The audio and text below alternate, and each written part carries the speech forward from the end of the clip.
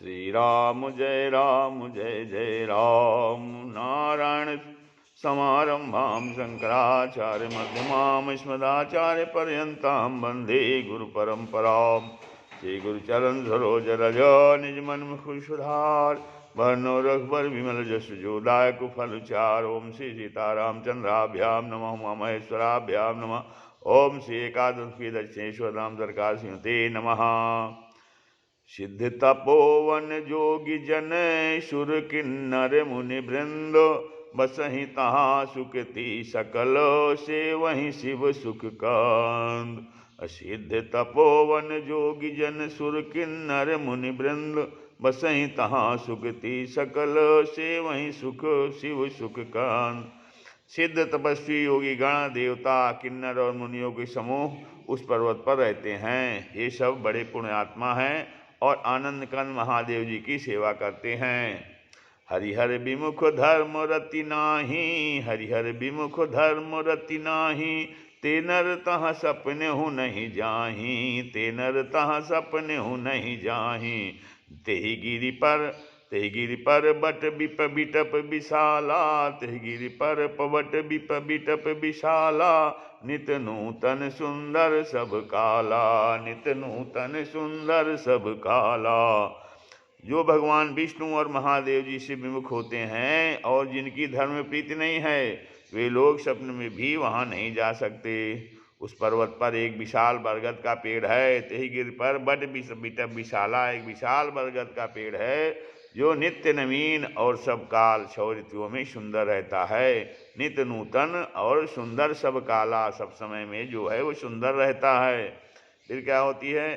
त्रिविधि समीर सुशीतल छाया, शिव त्रिविधि समीर सुशीतल छाया, शिव विश्राम विटप श्रुति गाया, शिव विश्राम विटप श्रुति गाया। एक बार तेहि तर प्रभु गयो, एक बार तेहि तर प्रभु गयो, तर बिलोक उर अति सुख भयो, तर बिलोक उर अति सुख भयो। तो वहाँ तीनों का प्रकार की यथा शीतल मंद और सुगंध 3 प्रकार की वायु बहती रहती है। शीतल वायु, मंद वायु, सुगंध वायु, और उसकी छाया बड़ी ठंडी रहती है। वह शिव जी के विश्राम करने का वृक्ष है जिसे वेदों ने गाया है। एक बार प्रभु श्री शिव जी उस वृक्ष के नीचे गए और उसे देखकर उनके हृदय में बहुत आनंद हुआ। तर विलोक और अति सुख भयो।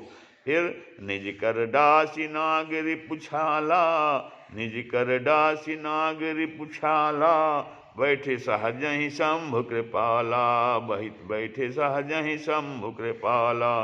कुंद इंदुधर गौर शरीरा, कुंद इंदुधर गौर शरीरा, भुज प्रलंब परिधन मुनि चीरा, भुज प्रलंब परिधन मुनि चीरा। तो अपने हाथ से बागंबर बिछाकर कृपालु श्री शिव जी स्वभाव से ही बिना किसी खास प्रयोजन के वहाँ बैठ गए। तो कुंद के पुष्प, चंद्रमा और शंख के समान उनका गौर शरीर था। बड़ी लंबी भुजाएं थीं और वे मुनियों के सेवल कर वस्त्र धारण किए हुए थे। तो तरुण अरुण अम्बुज समचरना, तरुण अरुण अम्बुज समचरना, नख दुति भगत हृदय तम हरना, नख दुति भगत हृदय तम हरना। भुजग भूति भूषण त्रिपुरारी, भुजग भूति भूषण त्रिपुरारी, आनंद आननु आननु शरद चंदु छबिहारी, आननु शरद चंदु छबिहारी। तो उनके चरण नए पूर्ण रूप से खिले हुए लाल कमल के समान थे और नखों की ज्योति भक्तों के हृदय का अंधकार हरने वाली थी। सांप और भस्मी उनके भूषण थे और उन त्रिपुरासुर के शत्रु शिव जी का मुख जो है वो शरद पूर्णिमा के चंद्रमा की तरह शोभा को भी हरने वाला था, अर्थात फीकी करने वाला था। जटा मुकुट सुर सरित सिरे, लोचन नलिन विशाल, जटा मुकुट सुर सरित सिरे, लोचन मलिन विशाल, नीलकंठ लावण्य निधि सोह बाल विधुभाल। उनके सिर पर जटाओं का मुकुट और गंगा जी शोभायमान थीं। शिव जी के सिर पर जटाओं का मुकुट और गंगा जी शोभायमान थीं। कमल के आसन, कमल के समान बड़े बड़े नेत्र थे। उनका जो है नीलकंठ था और वे सुंदरता के भंडार थे। उनकी मस्तक पर द्वितीया का चंद्रमा शोभित था। बैठे सोह काम रूप कैसे, बैठे सोह काम रूप कैसे, धरे शरीर शांत रस जैसे, धरे शरीर शांत रस जैसे।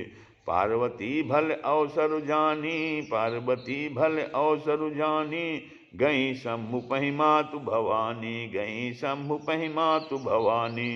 कामदेव के शत्रु शिव जी वहाँ बैठे हुए थे, ऐसे शोभित हो रहे थे मानो शांत रसी शरीर धारण किए बैठा है, इतना शांत बैठे थे। तो अच्छा मौका जानकर शिव पत्नी माता पार्वती जी उनके पास गईं और कहने लगी, जान प्रिया आदरुवत कीन्हा, जानु प्रिया आदरुवत कीन्हा, बाम भाग आसनु हर दीन्हा, बाम भाग आसनु हर दीन्हा।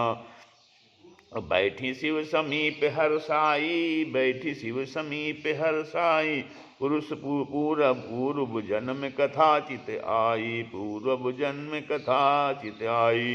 तो अपनी प्यारी पत्नी जानकर शिव जी ने उनका बहुत आदर सत्कार किया और अपनी बाईं ओर बैठने के लिए आसन दिया। पार्वती जी प्रसन्न होकर शिव जी के पास बैठ गईं। उन्हें पिछले जन्म की कथा स्मरण हो आई। पति हेतु अधिक अनुमानी, विहसी उमा बोली प्रिय बानी, कथा जो सकल लोक हितकारी, सोई पूछन चाह शैल कुमारी।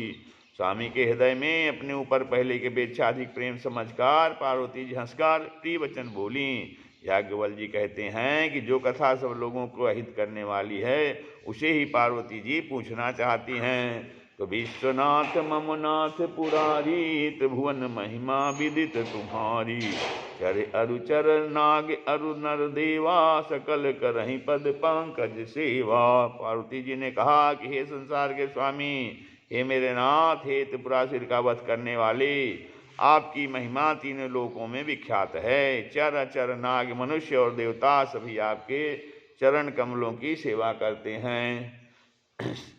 तो प्रभु समरथ सर्वज्ञ स्यो, सकल कला गुण धाम, जोन योग ज्ञान वैराग्य निधि, पनत पनत पनत कल्प तरुजान, पनत पनत कल्प तरुजान। हे प्रभु, आप समर्थ हैं, सर्वज्ञ हैं और कल्याण स्वरूप हैं, सब कलाओं और गुणों के निधान हैं और योग ज्ञान तथा वैराग्य के भंडार हैं। आपका नाम शरणागतों के लिए प्रकल्प वृक्ष है। तो इस प्रकार से उन्होंने निवेदन किया। श्री राम जय